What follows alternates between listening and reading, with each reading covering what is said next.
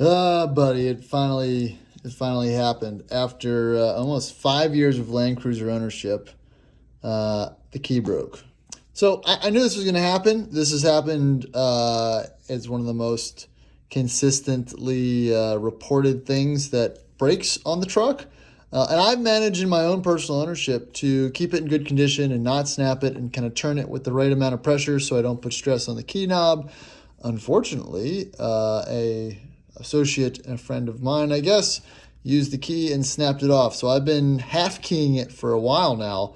And the thing about these keys with the microchip in it, if this part is not connected to the actual clicker part, the car won't start. It'll crank, but it won't get the right signal, and it won't it won't actually crank over and fire. So what I did is got the YotaMD replacement. So let's pop this open and check it out. Boom, and that's how it comes. It's a small business. I'm sure it was kind of started from the forums and lots of experience with the trucks. So I was kind of happy to support them. I've had the link to this saved on my desktop in various computers I've owned for probably the past 4 years, knowing that one day it would have to happen. So I'm going to go ahead and read the direction. Let's take this puppy apart and get the poor thing fixed. All right, so this is a little more appropriate as far as a better workspace to get this done. Let me figure out how to get this camera figured out so you can see what I'm looking at.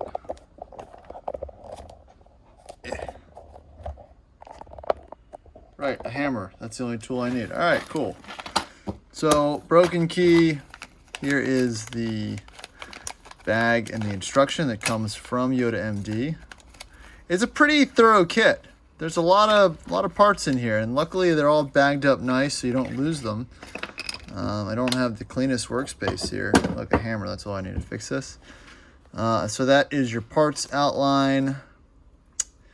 And yeah, there's the install video and whatnot. So I'm gonna go ahead and take the other key apart and then put this thing back together. All right, so what I got now is the shell for the transponder, and I pop that open, and here is what's in there. This is the factory original shell, and it's pretty dirty, so I'll clean that off. But that will go. Now I think you have to put this small piece in first, and it's supposed to be a pretty tight fit. There you go, but it snaps in there nicely, followed by the transponder itself. All right, and that fits nicely also. Neat so far. Interesting, this is not the titanium one. I didn't go for titanium. I went for the cheaper one, so hopefully it doesn't break either. So here's my problem though. I have this on, the way it's snapped, I need to get the key part separated from the plastic. So let me see what I have here to help rip that open. You know, in the videos they show you using a bench press to do it, but I'm gonna have to probably go slightly medieval on it to get this plastic off of it without breaking it.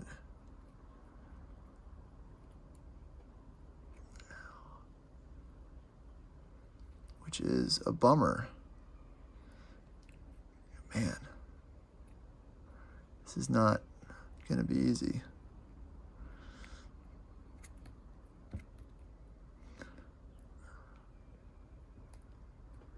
Unless it is easy. Nice. There's no going back now.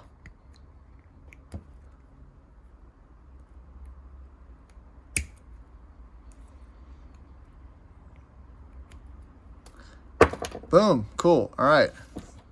So that wasn't terrible. All right, so that will slot in there, followed by this piece. I think they make this so it will work for both the Lexus and the Toyota key, and I think those keys are slightly different. So here's the next portion of it. And let me check to see which hardware we're going to use. Go from there. All right, the next thing is this one, the nuts weren't in the key itself, but they were in the package, so I grabbed the nuts and put them in there flush. And then what they want you to do is, what is that for? I hope I don't need that for anything. It's always good to have leftover parts, right? Is grab a long screw. It said pick your preference, right? So putting the long screw in here to hold the key in place, and they give you a handy dandy tool. And we're gonna make sure that's flush-ish. If it'll even engage, this is where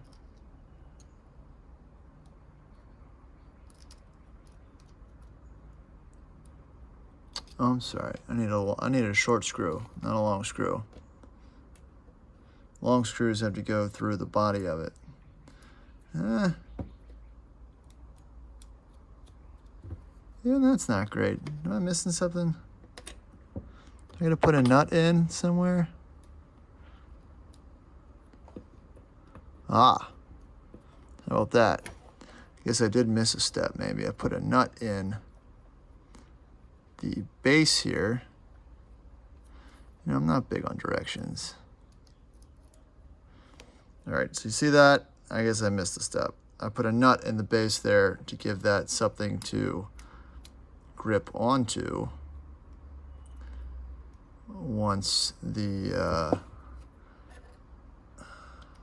back was put on. So, all right, nuts in there. Get a little bit of engagement. Am I getting a little bit of engagement? I'm getting a little bit of engagement. Nope, not getting much engagement. That screw doesn't seem like it's going to be long enough. Let me try a long screw. See how she likes that.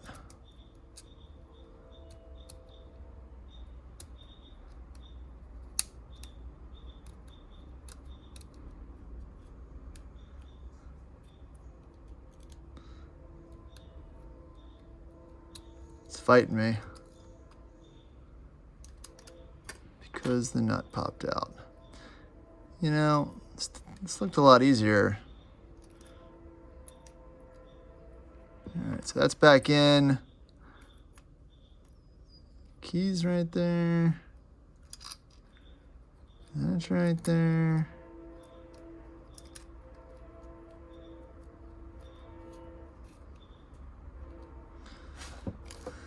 That's right there.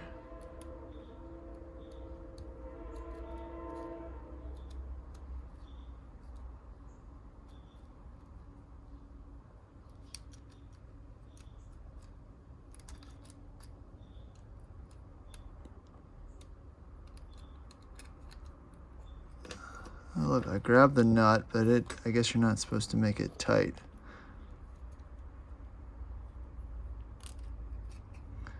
Interesting. Now the nut does want to move. All right, from the top. Nuts in, keys in, braces in.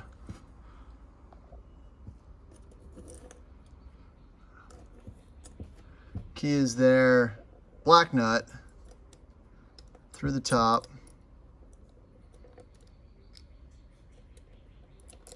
Through the base of the key.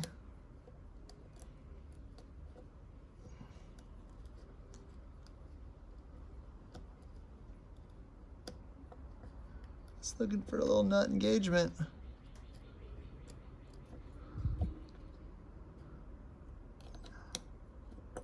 I just don't think that's long enough.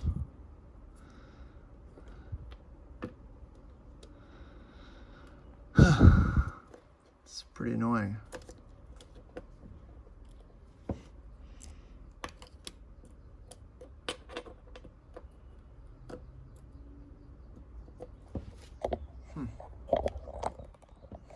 So I'm not losing my mind. It does say use the short screw to hold this in place. but it's not. I wonder if I've got an aftermarket key or something already, because it's loose, the threads don't engage, blah, blah, blah. So whatever, I'm just gonna shove the other long screws in here and tighten them up a little bit. What did I just lose? Whatever. So 1, 2,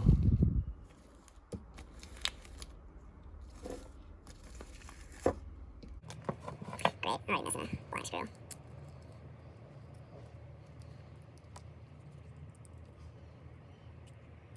3. Shove another, well, I guess this could probably use a black short screw. Hold the nut in place over here.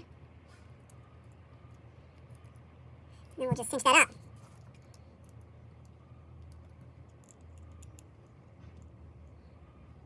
Interesting. Alright, well that is what I can do so far, but that is just not correct, I don't think. Let's see if I can get this long screw to maybe grab that nut in there. Give me something, but it's not one to do it.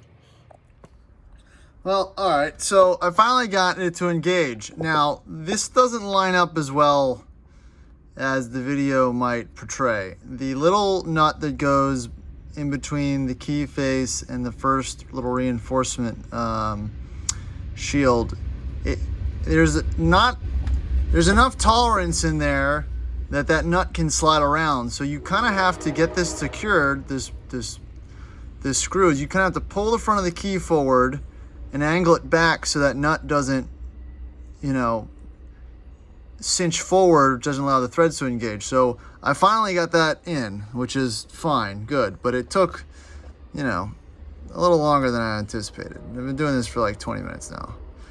So we're gonna put these screws back in because the whole setup doesn't really work right without that middle, without the engagement of that middle screw, which kind of leads me to wonder how long that's gonna last. And I know this is just a key fob thing, but it was 70 bucks. So, you know, I kind of want it to work.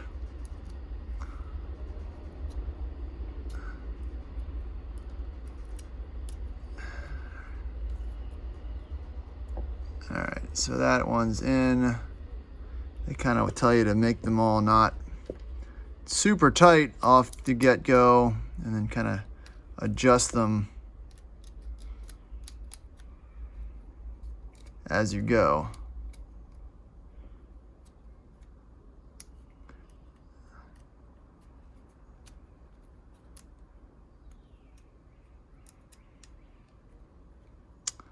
Hit it with that lug nut factor.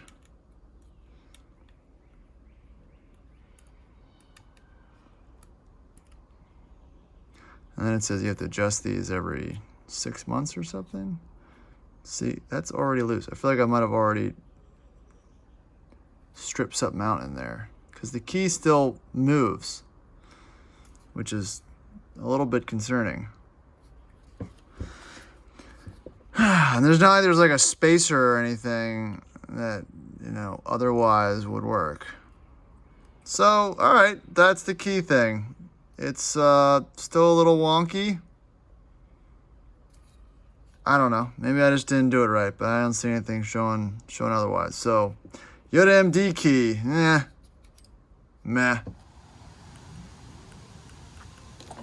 All right.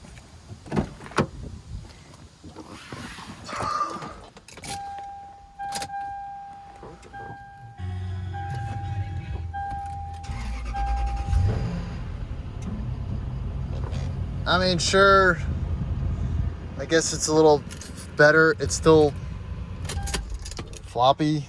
It's just not, you just feel it in there. It doesn't even hold it straight.